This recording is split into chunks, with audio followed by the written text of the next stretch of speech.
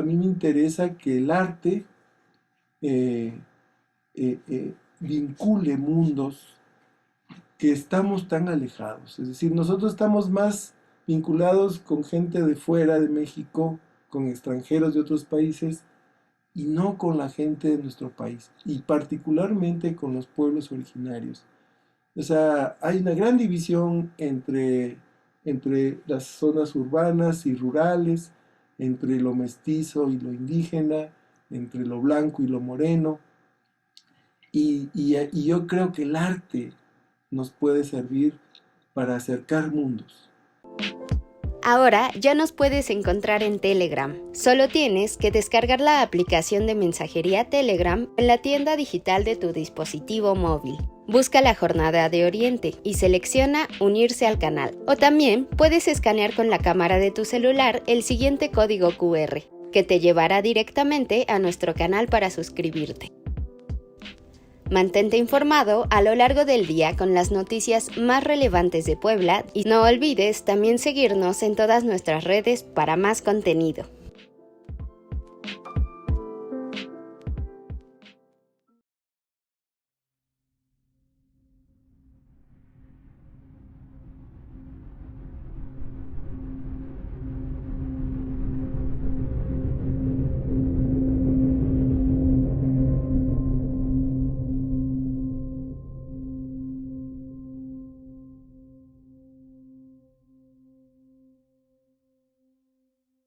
Sincrético, lúdico y perverso es el nombre del proyecto musical del compositor, académico y músico Jorge Andrade, integrado por 3 composiciones recientes.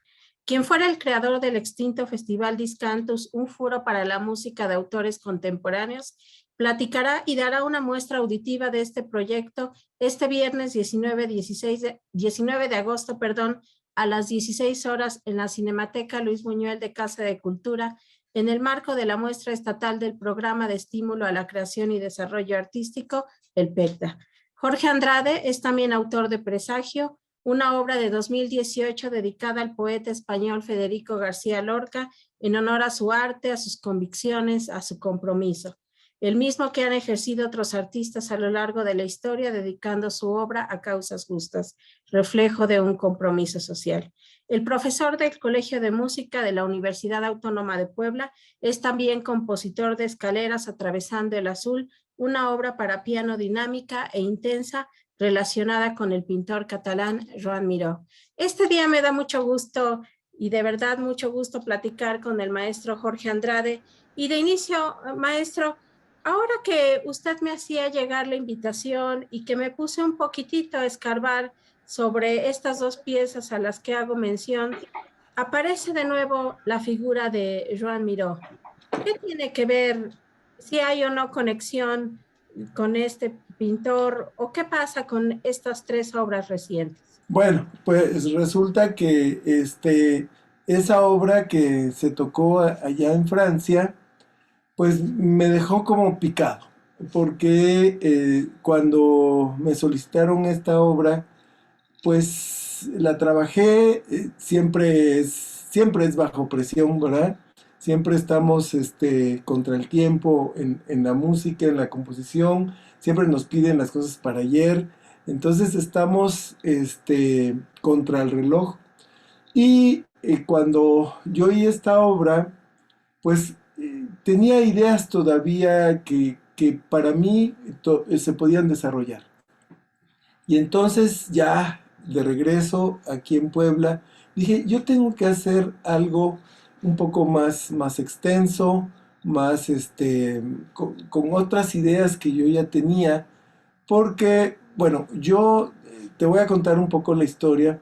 Eh, cuando me invitaron a participar, yo quería componer una obra de un basado, porque, bueno, la pianista esta que tocó mi obra, me pedía que fuera una obra vinculada a la pintura.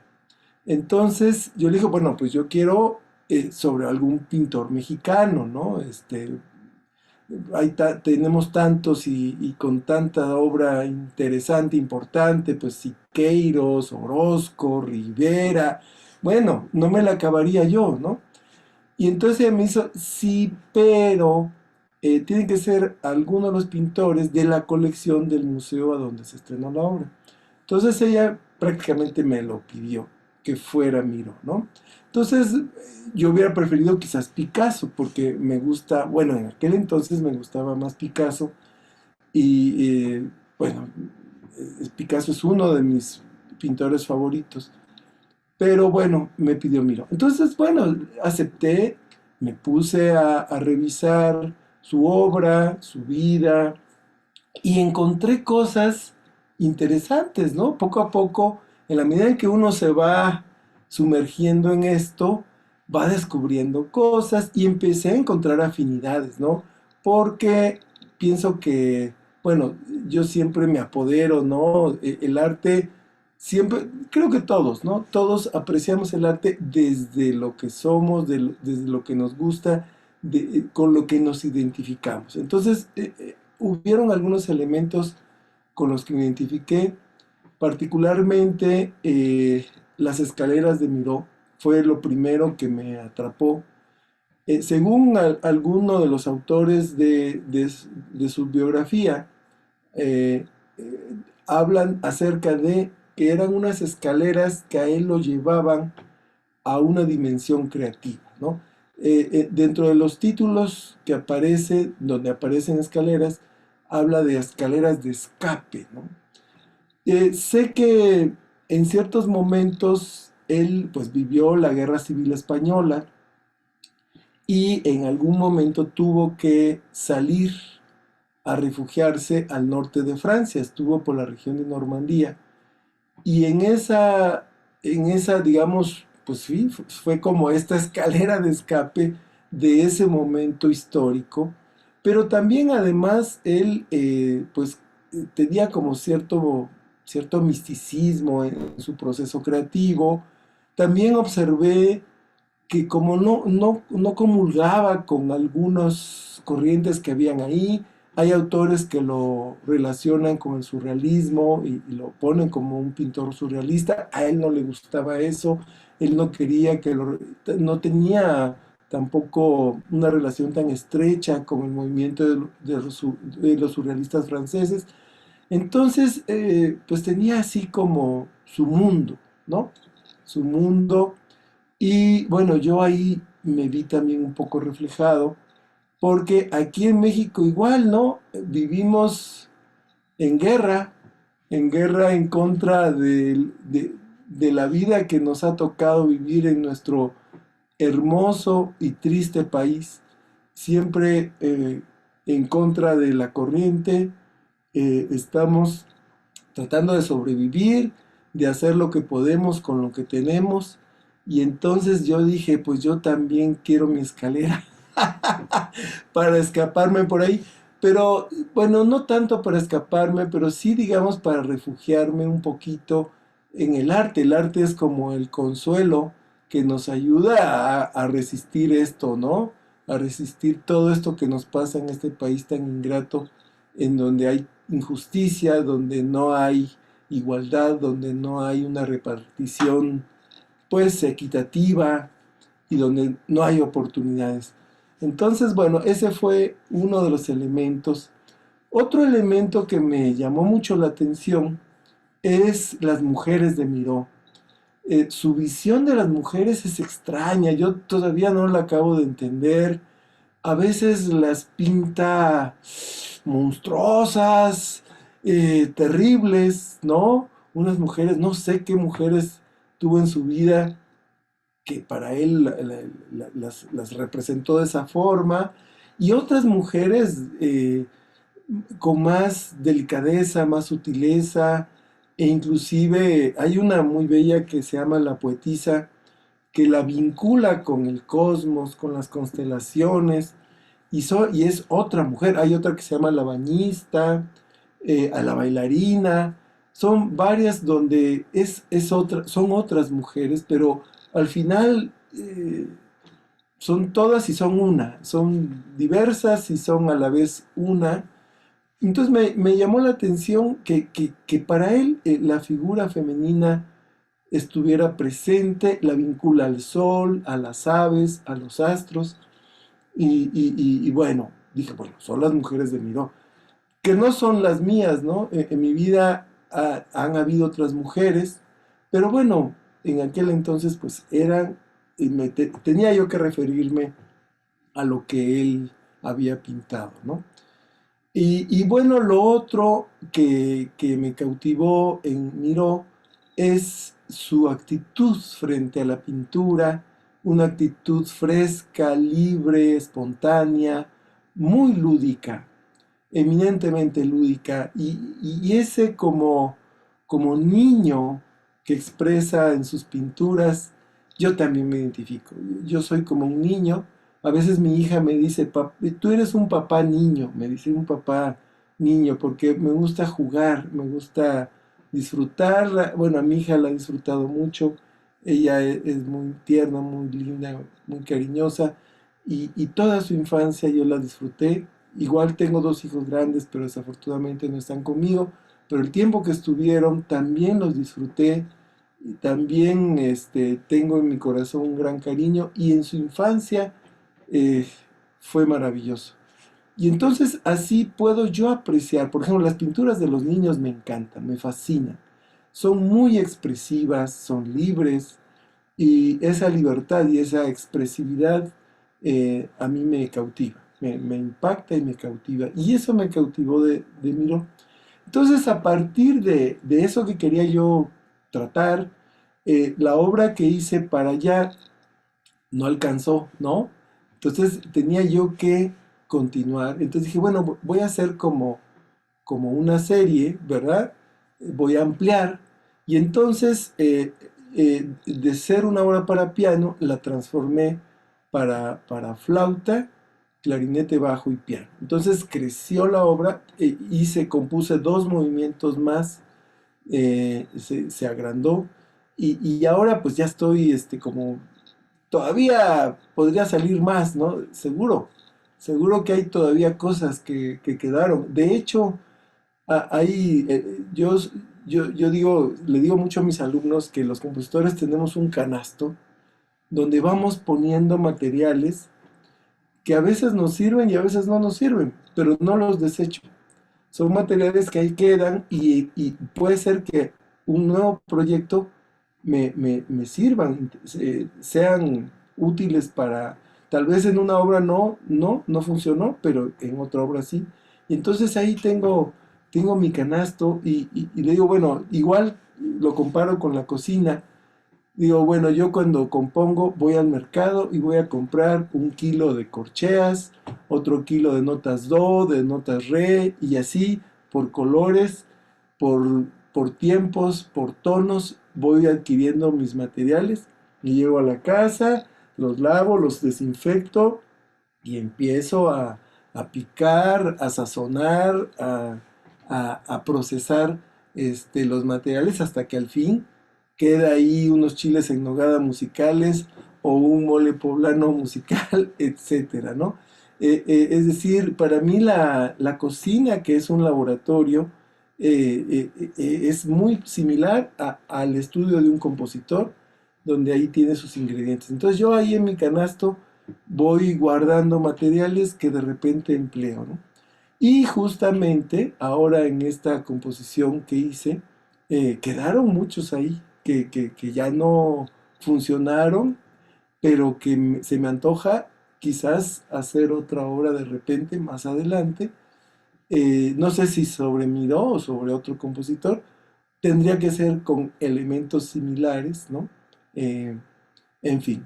Bueno, pues eso en relación a esta obra que está vinculada a Miró y que al final quedó de 3 movimientos.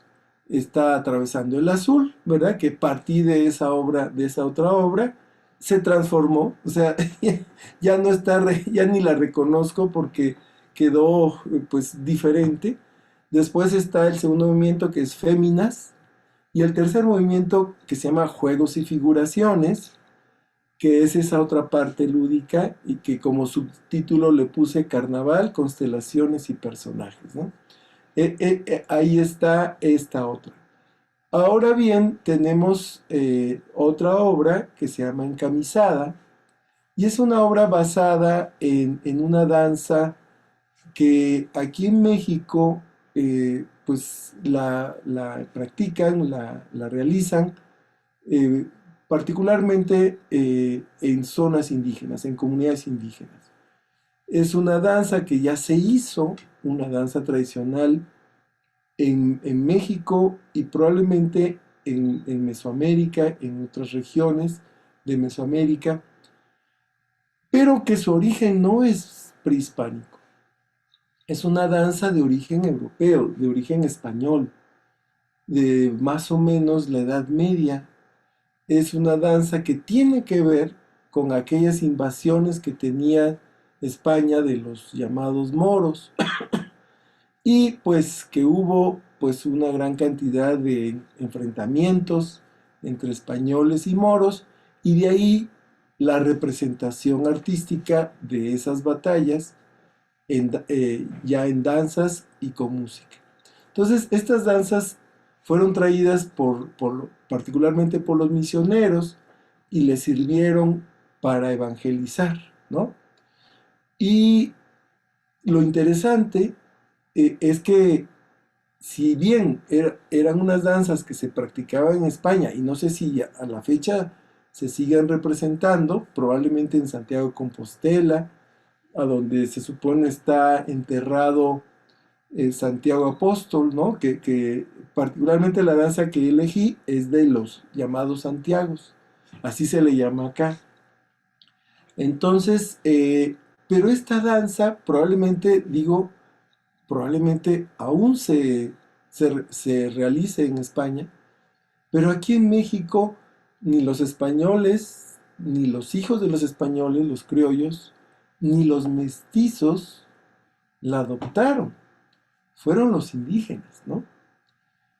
Y además, bueno, yo me imagino que al mostrarles, al enseñarles esta danza, pues en el imaginario de los indígenas, pues sucedió ahí otra cosa, ¿no?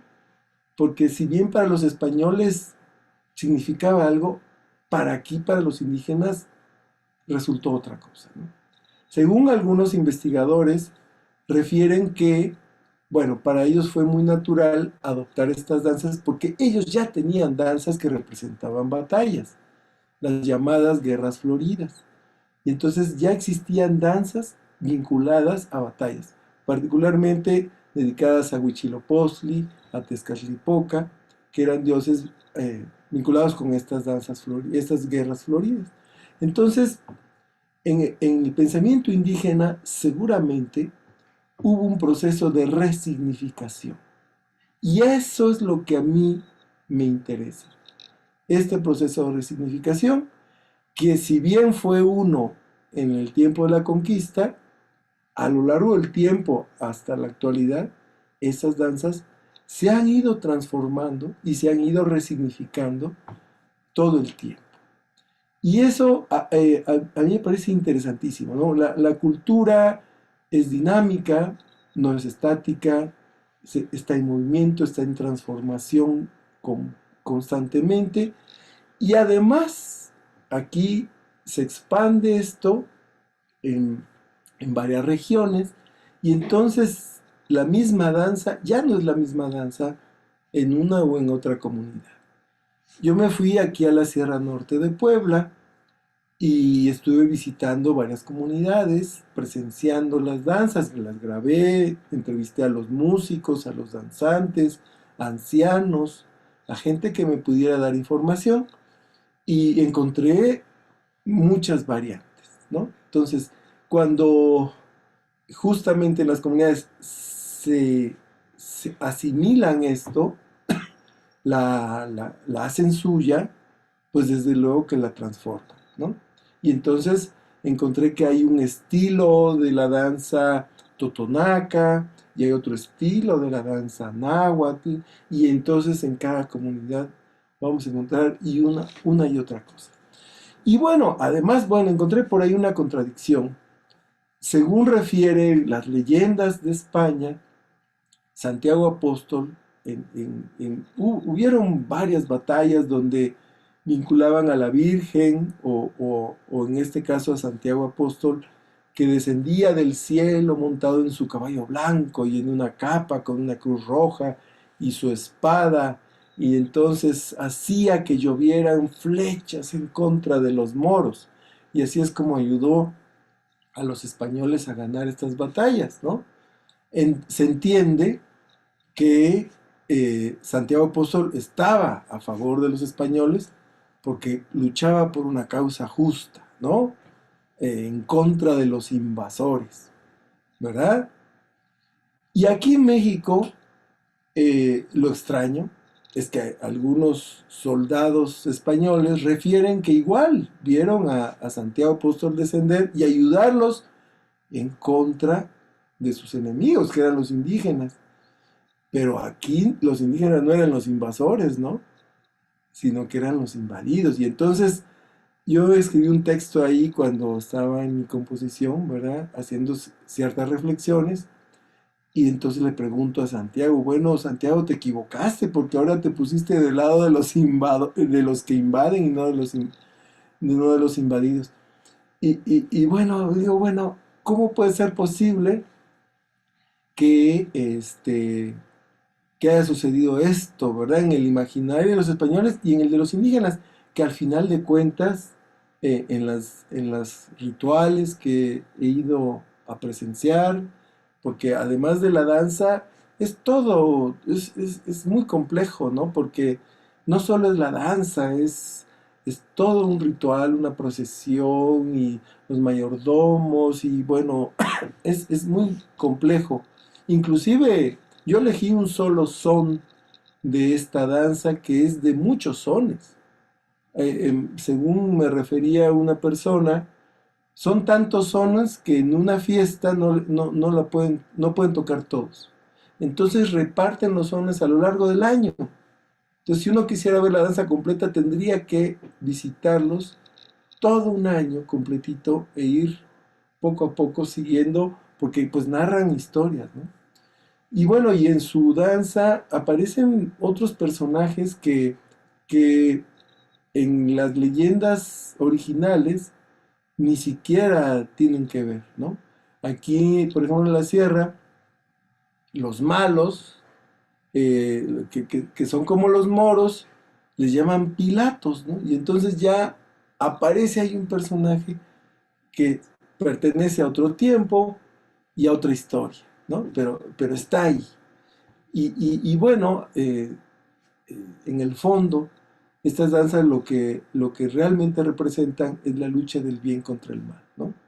Pero Santiago al final fue el que venía con los conquistadores, en esta lectura que yo hago, al final para mí fue conquistado por los pueblos originarios de nuestro país, porque ellos lo hicieron suyo, o sea, lo convirtieron en alguien que les pertenece, se apoderaron de él.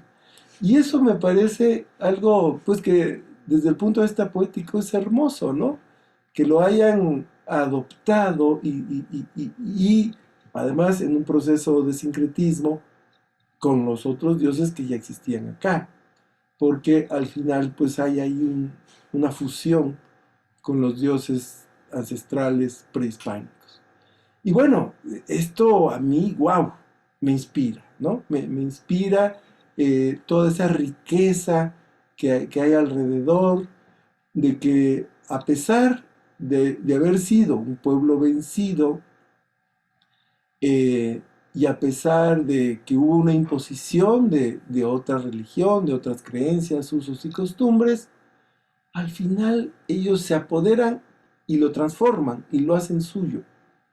Y pervive en el fondo aquel sentido, digamos, su forma de ver las cosas, su filosofía, a través de, ¿no?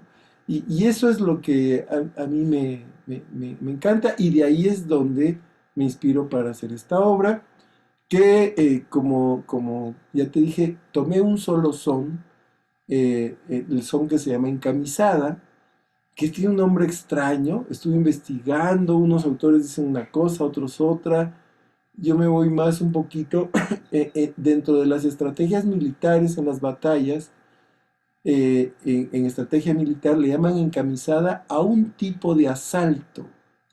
Ellos en la noche, sin hacer ruido, en camisas, se escurren en la maleza y entonces pueden, digamos, emboscar al enemigo, ¿no?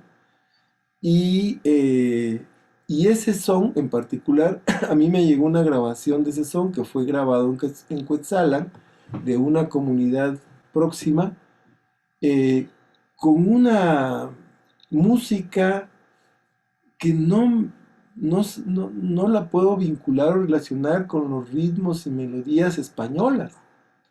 Mucha música indígena pues sí tiene esa influencia, esa fusión de lo indígena con lo español. Yo he estado en comunidades donde de repente oye unos rasgos de la música española, pero este son en particular no se me hacía con elementos de allá, muy extraño. Ellos usan una flauta y un tambor. Las flautas las construyen los mismos flautistas y no las construyen con la afinación europea.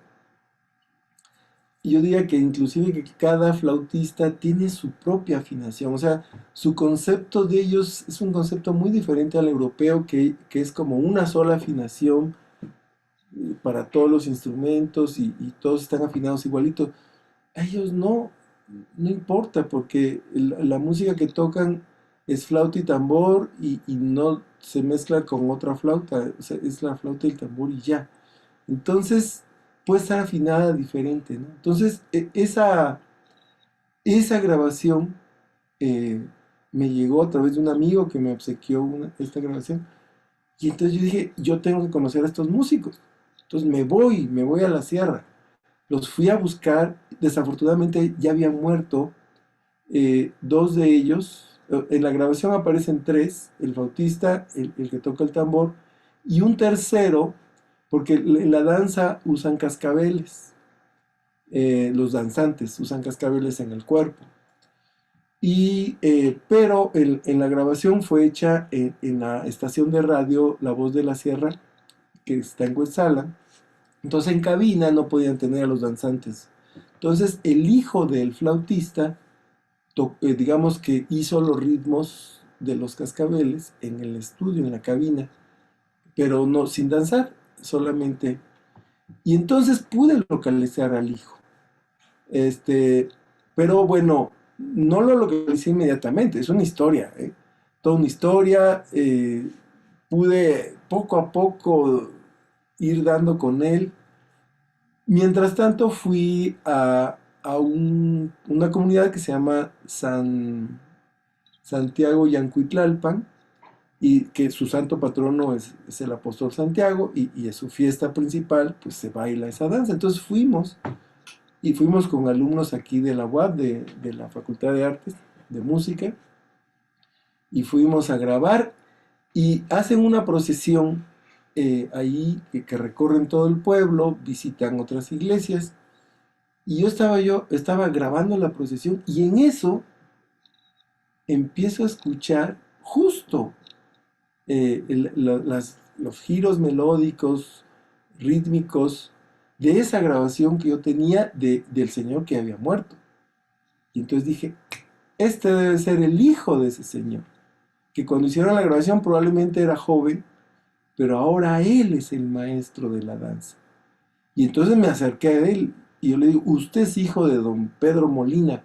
Y entonces hasta se espantó porque como llega uno de fuera, tal vez dijo este cuate, quién sabe qué me quiere hacer, ¿no? Porque ellos son muy desconfiados, con razón porque les han hecho muchas cosas. Entonces le digo, no, mire, es que yo hice una grabación de su papá y dígame, ¿usted tocó ahí? Sí, me dice, yo era el que tocaba los cascabeles. Y ya lo conocí por fin, porque yo lo andaba rastreando y me costó mucho, pero ahí en esa danza, en esa fiesta, lo logré contactar. Y entonces ya me invitó a su casa, lo grabé en su casa, y maravilloso, ¿no? Es muy interesante la música que ellos tocan. No es una música en una escala europea. Yo estuve estudiándola, me pasé horas, horas y horas estudiándola, y tiene una afinación, en música le llamamos microtonal, es decir, usa intervalos menores a las notas que se usan en las escalas europeas. Y bueno, eso fue lo primero que me llamó la atención. Por esa razón, por esa grabación, a mí me interesó en abordar esta danza y este tema. Y bueno, la obra que yo compuse es en 3 movimientos. Está pues inspirada en esta danza, que para mí, a mí me encantaría en alguna oportunidad, me encantaría que se toque allá, que se toque en las comunidades, y me encantaría preguntarles a ellos qué opinan de mi obra. Yo quisiera, el público al cual yo quisiera llegar es a ellos, porque a mí me interesa que el arte vincule mundos que estamos tan alejados. Es decir, nosotros estamos más vinculados con gente de fuera de México, con extranjeros de otros países, y no con la gente de nuestro país, y particularmente con los pueblos originarios.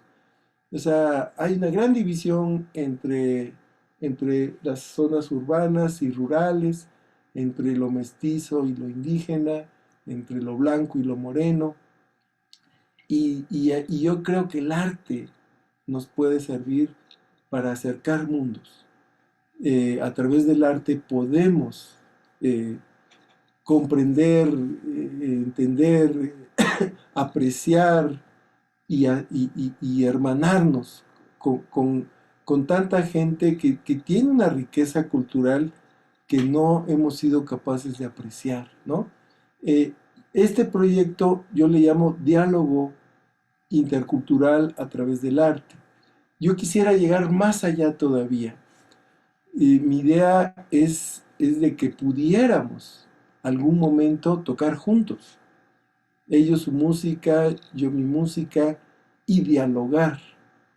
Creo que el movimiento nacionalista mexicano en la música aportó cosas muy interesantes, pero nunca abandonó las grandes salas, las grandes ciudades y un público urbano, un público mestizo. Me hubiera encantado que la Sinfonía India de Chávez se tocara en comunidades indígenas, que la Noche de los Mayas de Revueltas se tocara en comunidades mayas, y no en una película que yo creo que nunca la han visto los indígenas de México, o que al oír la Sinfonía India de Chávez, al oírla, sintieran ellos que les pertenece, ¿verdad? Y además, y sobre todo, me encantaría que compositores indígenas pudieran estar, se pudieran estar tocando sus obras en todas partes, aquí en la ciudad y donde sea. Es decir, que la cultura no esté así limitada en sus comunidades. Ellos siento yo que los indígenas se han enconchado en sus comunidades, y eso, eh, lo que observo yo es que eso los lleva a una extinción, porque el mundo, el sistema llega a ellos y los desgasta, ¿no? Los envuelve.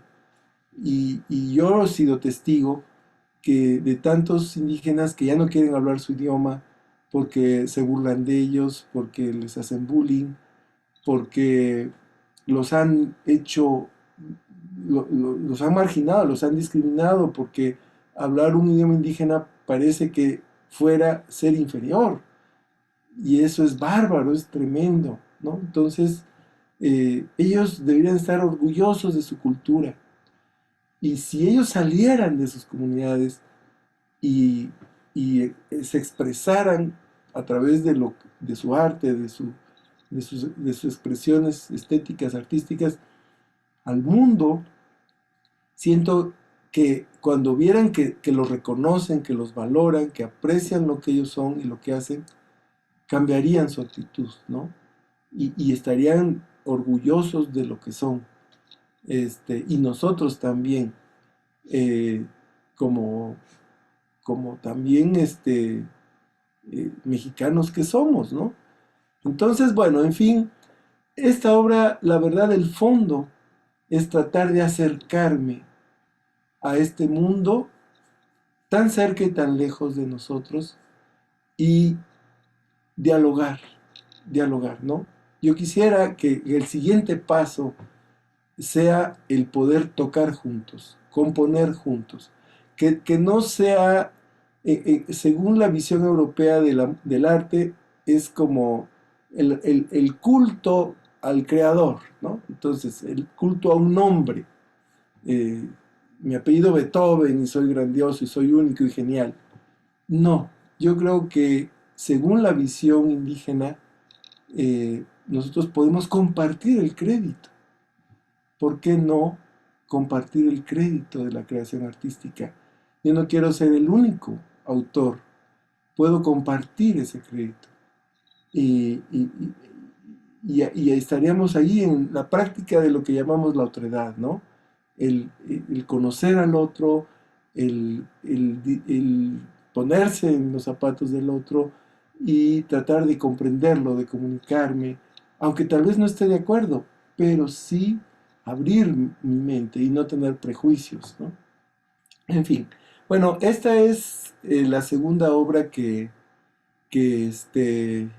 trabajé dentro del PECDA, porque bueno, hay que mencionar que esto tiene que ver con el programa de estímulo a la creación y desarrollo artístico que otorga la Secretaría de Cultura Federal en coordinación con la Secretaría Estatal. Y bueno, yo salí seleccionado y mi proyecto fue pues realizar estas tres obras.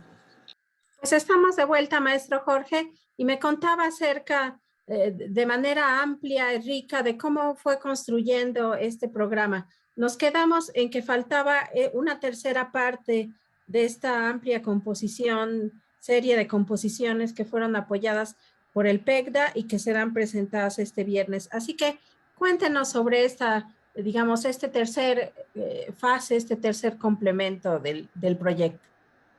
Bueno, la tercera obra es una obra más pequeña, es en un solo movimiento, es para piano solo, se llama Absurda Cotidianidad. Es, digamos, está dedicada a aquellas personas que se han dejado atrapar por la rutina de la vida, aquella rutina que en un momento dado hace que como que ya no tenga sentido las cosas, ¿no? Como que solamente vivimos para sobrevivir, para trabajar y trabajar y trabajar, donde estamos haciendo círculos viciosos, donde no tenemos salida y estamos atrapados en deudas, ¿no?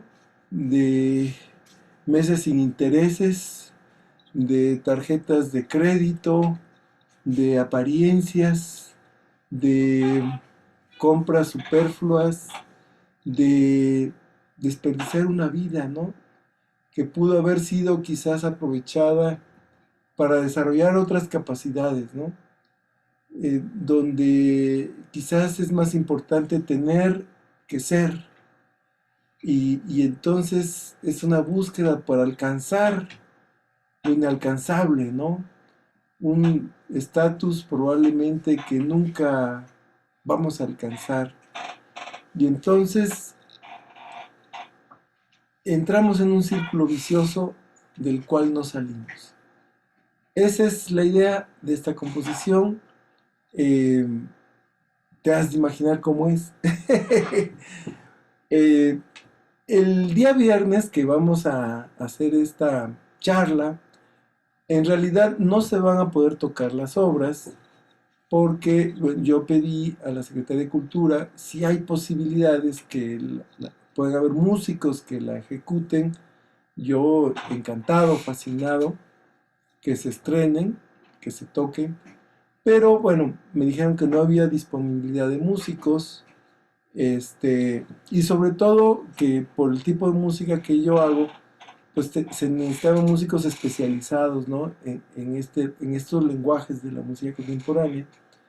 Y pues en Puebla, desafortunadamente, pues no hay muchos músicos que les interese especializarse en la música contemporánea. Esto es muy parecido por ejemplo, a la medicina, ¿no? Que están especializados en determinada área.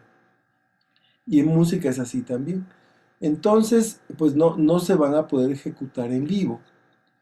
Y entonces ya quedamos en que lo que va a hacer es que yo voy a explicar un poco como ahorita el proceso creativo, de dónde partí, y voy a poner algún fragmento de la obra, pero desafortunadamente no ejecutada por músicos, sino por la computadora.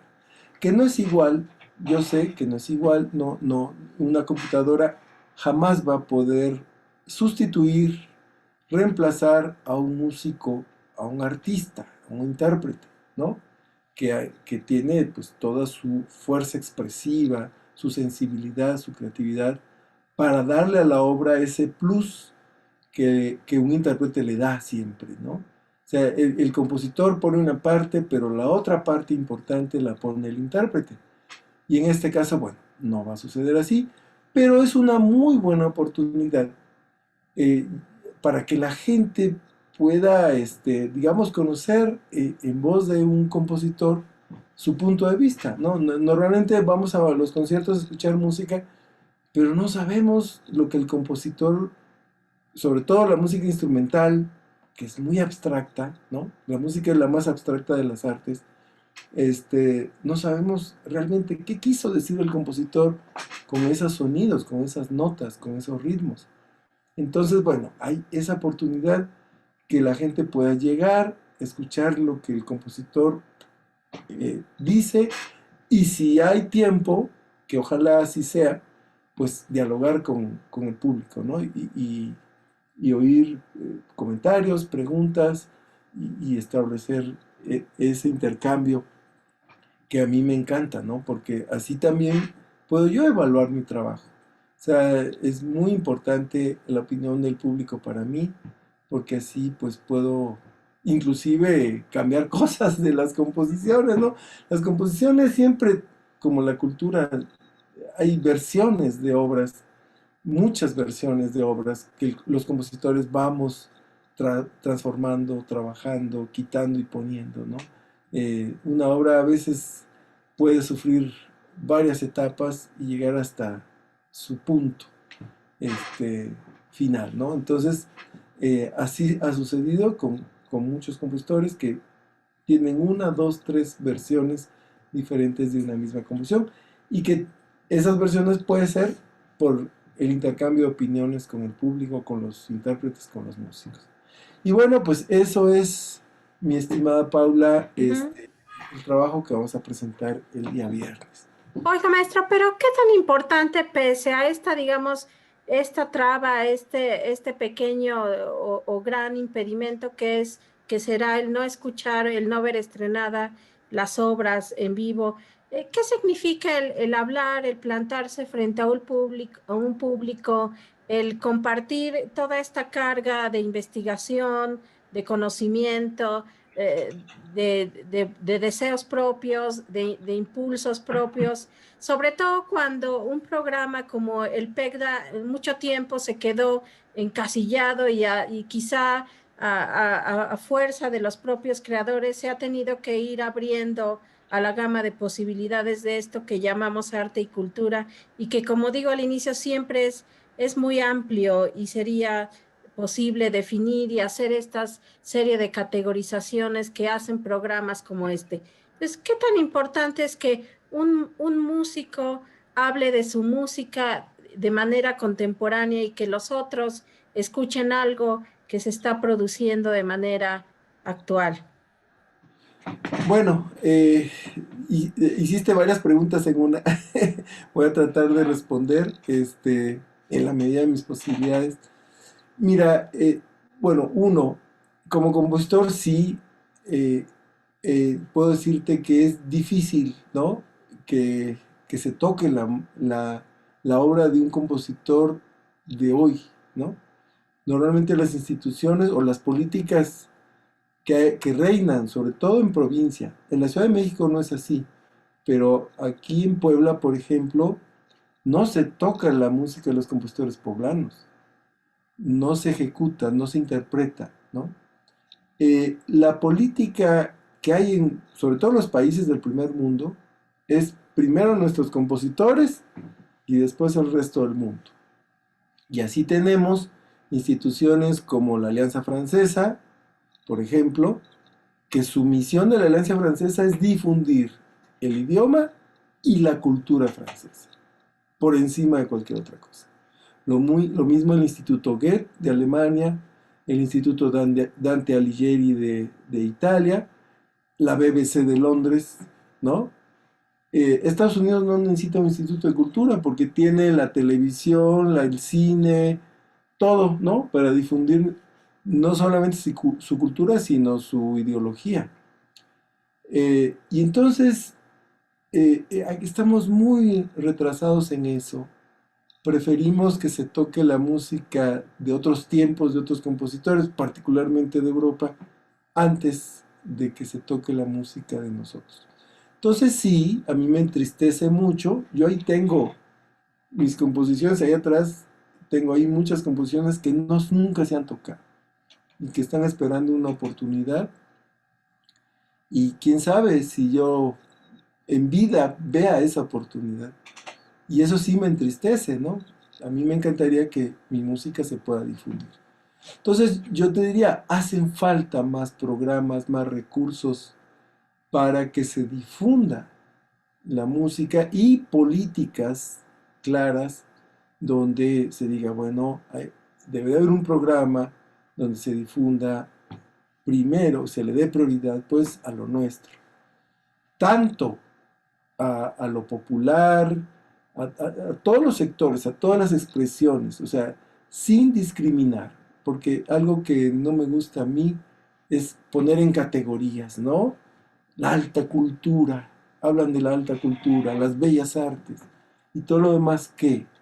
¿Lo ven como inferior? Yo no veo inferior, ¿no? Eh, eh, a mucho que le llaman artesanía, para mí es arte, no artesanía.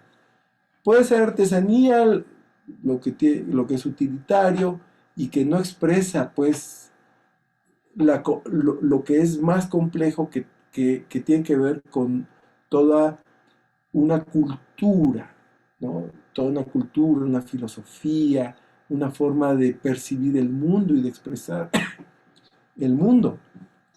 Entonces, sí hay diferencias en ese sentido, pero si es indígena, no es indígena, si es un joven de la ciudad que se expresa a través del rock, o un indígena que se expresa a través de una flauta, yo no lo pongo como inferior o superior.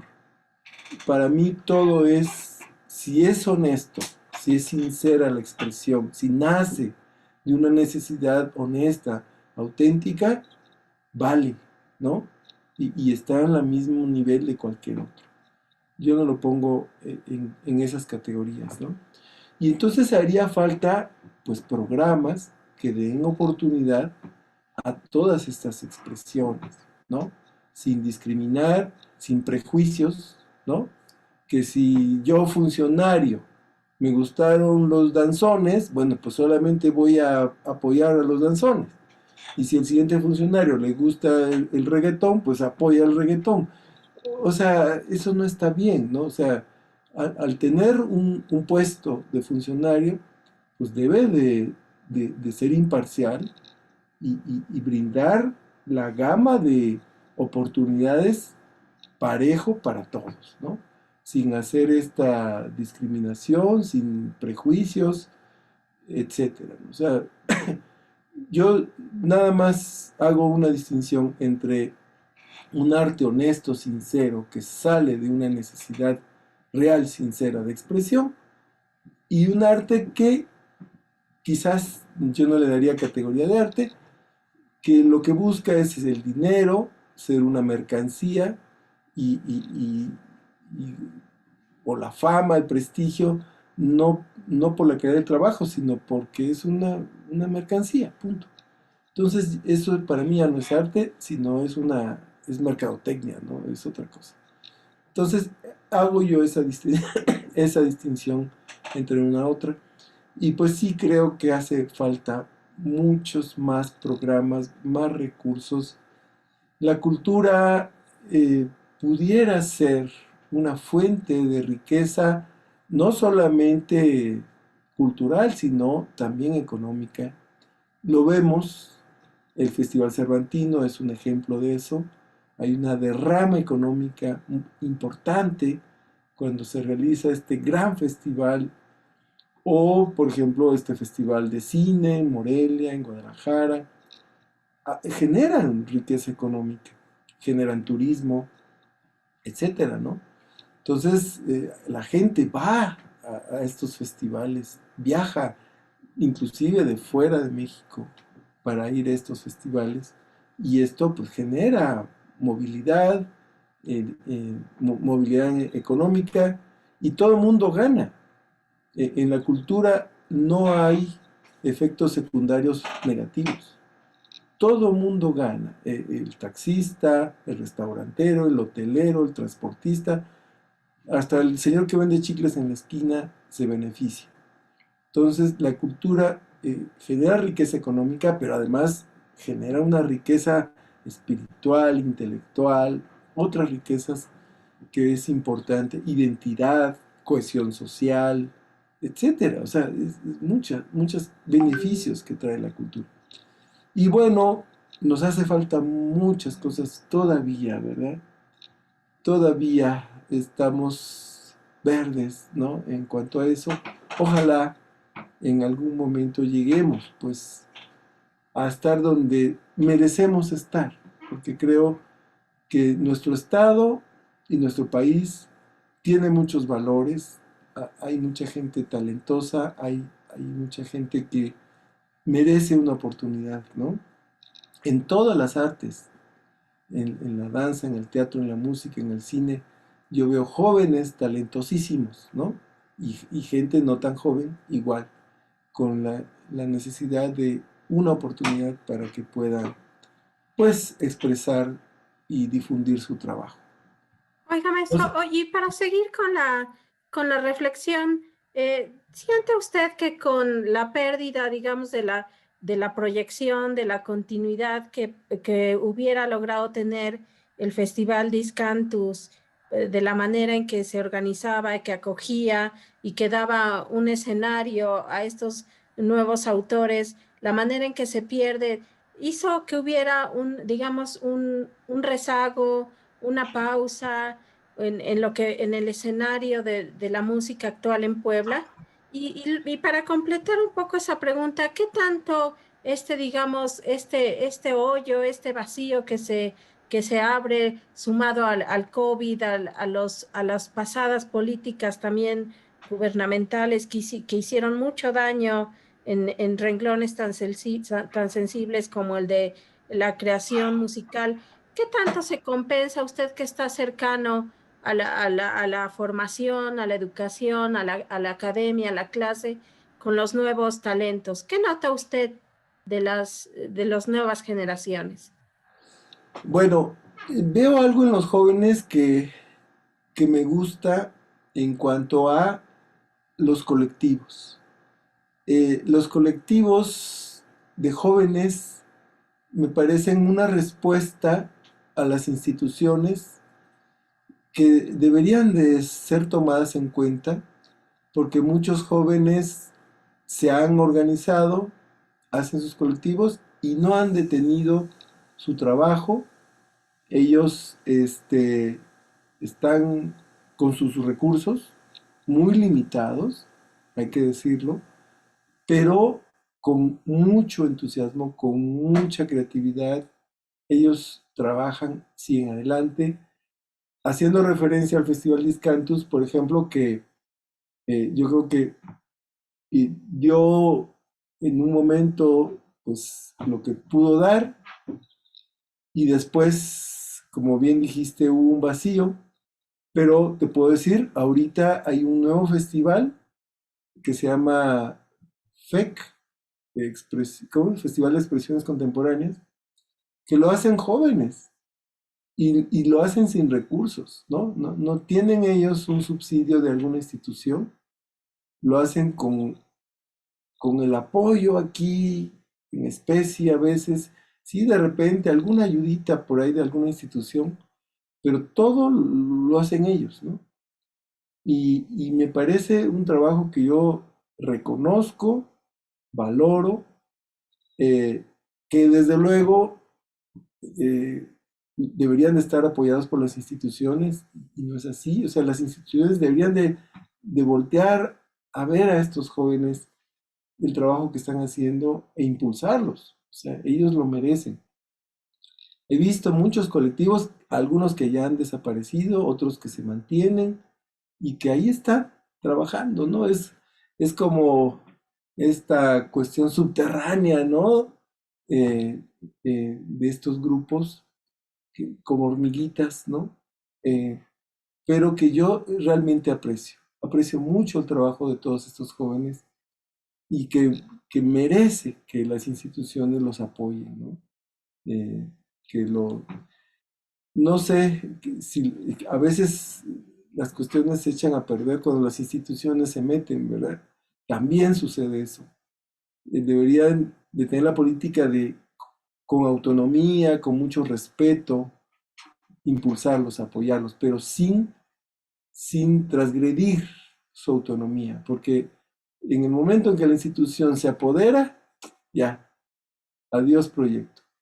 Entonces, la institución tiene que ser como el respaldo, pero las decisiones las deben de tomar los grupos, los colectivos, ¿no?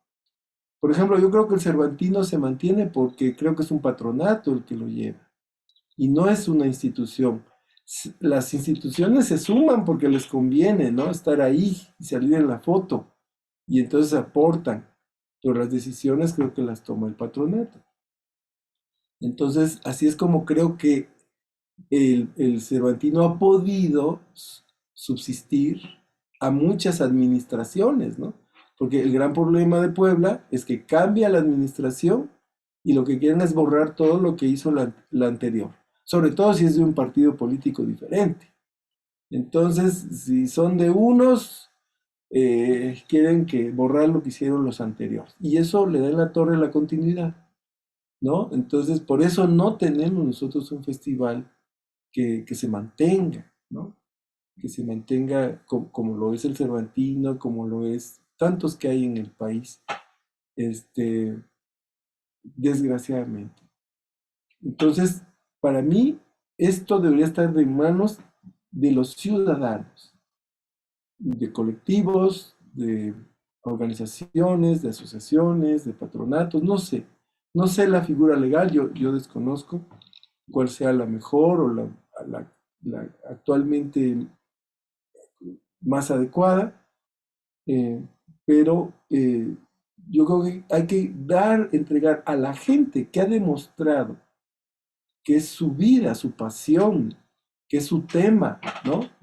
Porque el funcionario lo ponen ahí de a dedazo, ¿no? O sea, no tiene experiencia, no tiene proyecto, no tiene idea ni siquiera hacen un diagnóstico de la situación de la cultura en Puebla, ¿no? Entonces llegan e imponen sus ideas, que muchas veces son ocurrencias.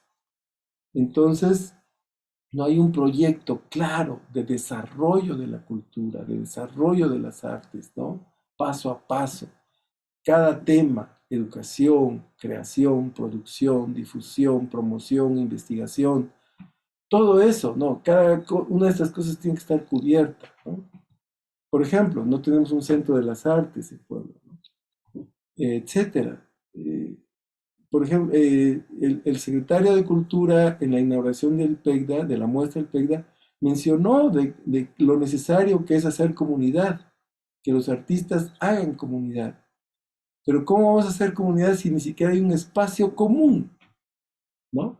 Si tuviéramos un centro de las artes donde pudiéramos estar constantemente mostrando nuestro trabajo y además los procesos donde hayan simposios, seminarios de discusión, donde podamos intercambiar ideas acerca de los rumbos que podemos dar a la cultura en Puebla y que fueran tomadas en cuenta nuestra opinión, sería fabuloso, ¿no? Entonces así empezaríamos a formar comunidad, aportando, ¿verdad? Pero si estamos así muy alejados en estas pirámides donde no tenemos acceso, pues no podemos hacer esa comunidad que se esperaría, ¿verdad? Y que en muchos momentos en la historia de la cultura en nuestro país han habido. Aquí, por ejemplo, el movimiento estridentista. Hace poco en la UAP se organizó ahí ¿cómo se llama? Actos que recordaban este movimiento estridentista y que fue aquí en Puebla y en la Ciudad de México y hubo un grupo, ¿verdad? Importante que, que se involucró y que hicieron su manifiesto y todo eso, ¿no? Entonces, para hacer comunidad necesitamos eso, que hayan espacios, que hayan, eh, que nos reunamos y que haya estos eventos que nos reúnan para dialogar, ¿verdad? Yo pienso. No sé, ¿tú qué opinas, mi querida Paula? Así es, maestro. Oiga, y por último, para cerrar esta nutrida charla, ¿qué piensa usted qué le dice usted a ese primer escucha o que simplemente no ha tenido la oportunidad de escuchar esto que llamamos música nueva, música contemporánea, que quizás se muestra renuente o que como digo, no ha tenido la oportunidad porque no existen foros, espacios, escenarios donde tener el chance de escuchar a los autores, a los compositores? ¿Qué le dice a ese escucha, maestro? Bueno, pues es que lo que hace falta, justo dentro de estos programas y estas políticas, pues está, digamos, la educación, ¿no? El arte, la cultura está estrechamente ligada a la educación. Necesitamos que haya una educación artística en todos los niveles, ¿no? Desde el kinder, primaria, secundaria, prepa, las calles, los medios. Ahora que tenemos toda esta tecnología maravillosa que nos conecta, podemos estar en puntos diferentes del planeta y en ese momento estar dialogando. O sea, tenemos todos esos recursos tecnológicos, pues con esto pudieran haber programas de educación artística, no solamente de formación de artistas, sino de formación de públicos, ¿no? Donde la gente conozca otras expresiones que a pesar de toda esta tecnología y de esta revolución de medios de comunicación, hay desinformación, ¿no? Y lo que se difunde es pura basura, ¿no? Lo que llamamos cultura chatarra y no de calidad, ¿no? Entonces, conciertos didácticos, por ejemplo, hablando de discantos, yo soñaba dedicar una emisión del festival de música contemporánea para niños. Era una de mis ideas, convocar a compositores y a grupos que hicieran música contemporánea infantil. Otra cosa que quería hacer era hacer música contemporánea en las calles. ¿Por qué solo en los teatros aquí, para una élite? No. ¿Por qué no hacer música contemporánea en los mercados, en los parques, en las plazas? Es la forma en que se puede llegar a otros sectores, a otro público, a otra gente, ¿verdad? Y no solo en la ciudad, en los pueblos, en las comunidades. Yo me acuerdo hace muchos años que tuvimos un grupo con unos amigos, particularmente lo iniciamos tres, una bailarina, un mimo y yo, haciendo una cuestión interdisciplinaria. Surgió esto en una comunidad hacia Tehuacán, hacia Oaxaca, más allá de Tehuacán, fue por se llama, Calipan, se llama el pueblo. Y ahí dimos unos talleres a jóvenes de esa comunidad. Y ahí nos nació la idea de hacer este grupo interdisciplinario. Y mi amiga bailaba danza contemporánea, el otro mimo y yo música. E hicimos esto y empezamos a hacer un arte que en esas comunidades jamás habían visto. Y a la gente le gustaba. Cuando regresamos a Puebla, quien era en aquel entonces director de, todavía ni existía la Vicerrectoría de Extensión de la Cultura, se llamaba Dirección de Difusión Cultural y Extensión Universitaria.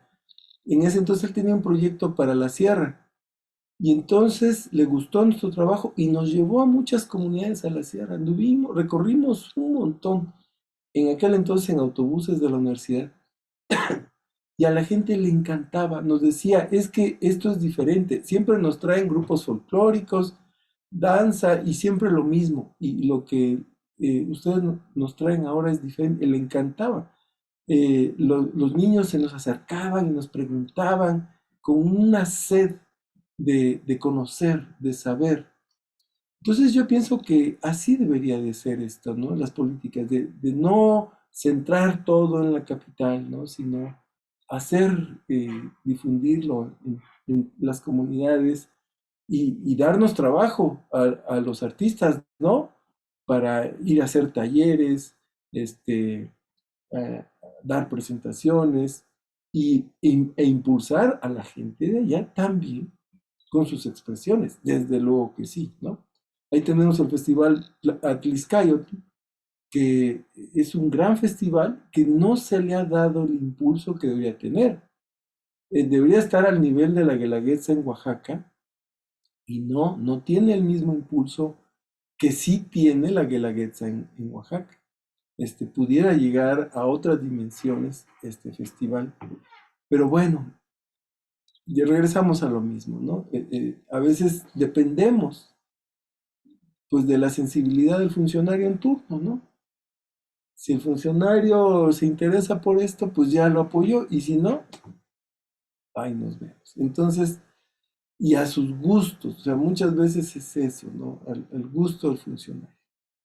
Eso pues yo creo que no debería ser, ¿verdad? Pues Paulita, a ver si no después de esto me atracan por ahí, ¿verdad? No creo, maestro.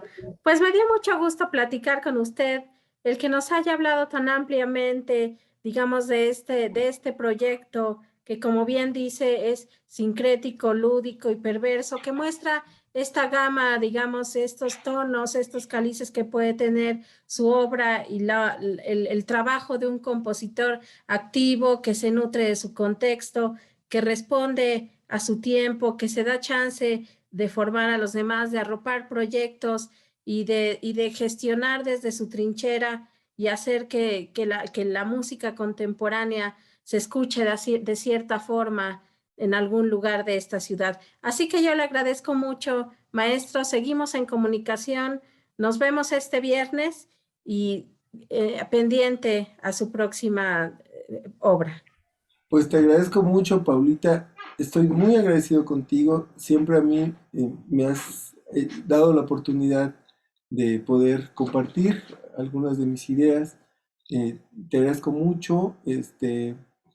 Tu trabajo lo he apreciado, lo valoro mucho. Es muy importante porque de las pocas personas que pues difunde la otra cultura, ¿verdad? Aquella cultura que permanece un tanto marginada, un tanto fuera de los grandes escenarios, ¿verdad? Pues aquí nos seguimos encontrando, maestro, y me dará mucho gusto verlo nuevamente. Así que, hasta pronto.